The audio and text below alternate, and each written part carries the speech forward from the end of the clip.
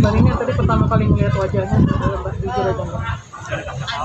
Masih ini sampai detik ini tangan saya masih bergetar karena itu apa ya, sakit hati ya Mbak ya, sakit hati sekali gitu karena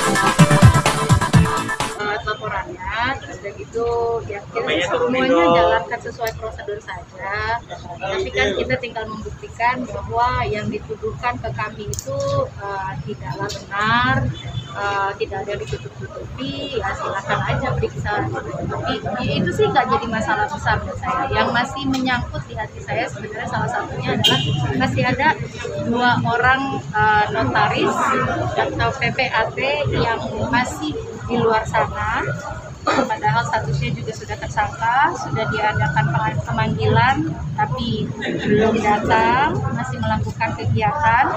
Itu sih yang masih memberatkan saya. Namanya Ina Rosaina, ini adalah PPAT dari Jakarta Barat, juga termasuk pengurus dari Ikatan Notaris Indonesia Jakarta Barat, dan juga ada satu lagi juga Erwin Ridwan. Nah, 2 orang ini yang masih istilahnya sudah menjadi tersangka tapi masih berkeliaran, tuh buat saya tuh masih kayak ini masih di luar gitu, jadi belum selesai. Walaupun memang sebenarnya ini masih baru langkah awal ya gitu. Tapi setidak-tidaknya kami di sini ingin menyuarakan kepada teman-teman semua bahwa di sini juga alhamdulillah tadi ada perwakilan dari BPN juga, istilahnya sekarang juga bisa membantu. Nah ini ya, ini yang berikut. Ini suami istri yang tadi sudah ditahan. Ini yang adalah asisten ibu saya yang istilahnya yang tinggal dan membantu ibu saya waktu itu. Jadi kembali lagi saya mengatakan mengenai ART di sini adalah dia mengasisteni ibu saya. Jadi karena backgroundnya adalah D4, terus dia juga sebatang kara, hanya bersama ibu dan suaminya, ibu saya dengan besar hati menerima dia, dan sama-sama waktu itu simbiosis mutualisme lah, benar-benar dia membantu ibu saya dan ibu saya membantu dia gitu. Dalam hal ini yang terberat kan waktu itu dibilangnya adalah katanya ibu saya suratnya hilang gitu kan. Sebenarnya ternyata bukan. Setelah diinterogasi, yang terjadi sebenarnya adalah surat itu dihilangkan oleh mereka, kemudian juga dibisikkan ke ibu saya, ibaratnya dikoneksikan lah gitu, dikondisikan bahwa ini aja nggak apa-apa mam, nanti yang ngurusin teman saya, dia adalah notaris, nanti ada kok namanya, memang kan kalau di search namanya ada, segala macam kantor juga ada gitu. Jadi dari situlah akhirnya mereka berdua kerjasama untuk akhirnya mengambil harta-harta ibu saya, tanah-tanah ibu saya. Mbak Nini tadi pertama kali melihat wajahnya, Mbak, jujur aja Mbak. Masih ini sampai detik ini tangan saya masih bergetar karena itu apa ya, sakit hati ya Mbak ya, sakit hati sekali gitu karena nanti saya akan sebarkan juga kalau di Instagram saya ada beberapa kata-kata ibu saya ditulis gitu di nota.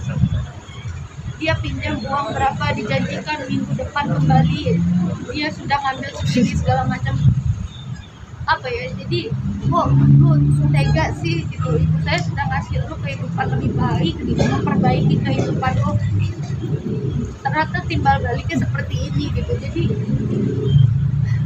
tadi nggak kuat ya, sampai sekarang ini sebenarnya saya menyebut namanya aja masih berat dan masih penuh dengan amarah ya gitu. Tapi ya hukum sudah berjalan, saya sudah bisa setengah nafas, keluarga juga sudah lumayan plong, walaupun ini masih di awal ya, karena masih ada pengadilan juga dan juga keputusan nanti, dan kami juga masih belum tahu juga nanti proses kedepannya surat tanah kami juga akan secepat apa juga bisa kembali menjadi hak milik dari ahli waris lagi. Berharap semuanya hukumannya dipanggil sama Polres Jakbar ya. Ya, Sudah tahu laporannya tapi belum dipanggil. Apa? Itu untuk sampai saat ini masih belum. Cuman karena kalau sebenarnya saya- emang ketahuan bahwa nggak benar adanya. Kayaknya polisinya juga begitu ngecek, datang ke lokasi, orang kita punya videonya kok Mas sendiri tidak merasa keluar. melakukan. Apa? Tidak merasa melakukan. Ya pasti enggak lah, karena memang tidak, dan kami juga punya satpam atau security di rumah yang bisa membuktikan bahwa dia tuh kegeeran aja. Karena sebenarnya saya naro, dia tuh masih saya kasih kesempatan untuk tinggal di kosan ibu saya tanpa bayaran apapun. Dari awal kami masih ada niatan untuk menyelesaikan ini secara kekeluargaan, itu pun tidak diterima. Itu kayak, maksudnya kayak bukan yang nggak diterima, tapi kayak ya dibengisin gitu aja gitu, sampai akhirnya kami nggak tahan. Beberapa bulan kemudian kami kumpulkan informasi, bukti, akhirnya kami meng-hire lawyer dan mengadukan kepada polisi, baru ini semua terjadi gitu. Mak, uang kos-kosannya juga diambil juga, Mbak? Uang kos-kosannya pun diambil, uang kontrakan ibu saya juga diambil. Sejak kapan tuh? Mbak? Ada Ya, sorry.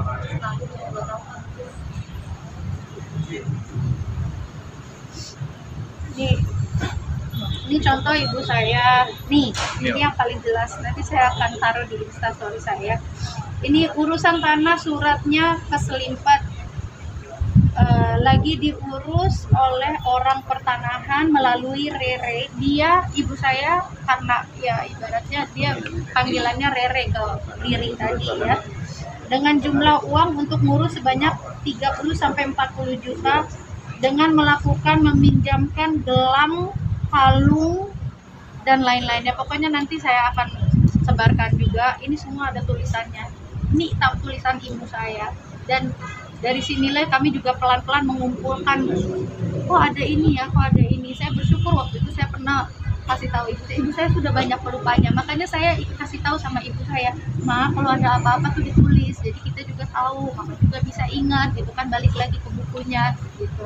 Ternyata mama saya melakukan ini dan alhamdulillah menjadi bukti buat kami gitu loh jadinya gitu. Ini lumayan melegakan juga, membantu juga sih gitu. Untuk kos-kosan sendiri dari berapa lama tuh Mbak uangnya diambil? Udah lama. Lama lah Mbak, itu sampai saya juga kemarin masih ke kosan bersama kakak-kakak saya gitu. Saya juga kontrakan deh gitu, ke kontrakan. Kosan itu diisi dengan karyawannya dia semua, Oh, dibebaskan bayarannya dengan alasan listrik katanya flat rate segala macam. Kenapa kami tidak pernah menggubris dari dulu? Karena memang itu adalah kami sebagai anak tidak mau memberatkan orang tua, ibu saya khususnya.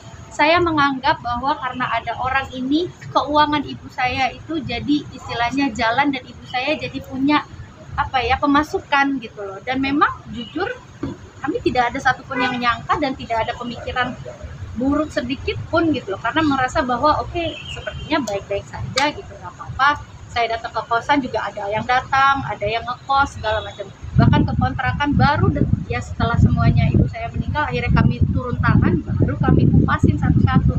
Kontrakan pun juga sama, ke kita ngakunya bayarannya per bulan berapa, ternyata dari orang yang ngontrak enggak kok, lebih tinggi dari itu. Nah, dari itu aja udah jelas, listrik segala macam juga ya, pokoknya banyak pemalsuan di sinilah. Ini juga salah satu contoh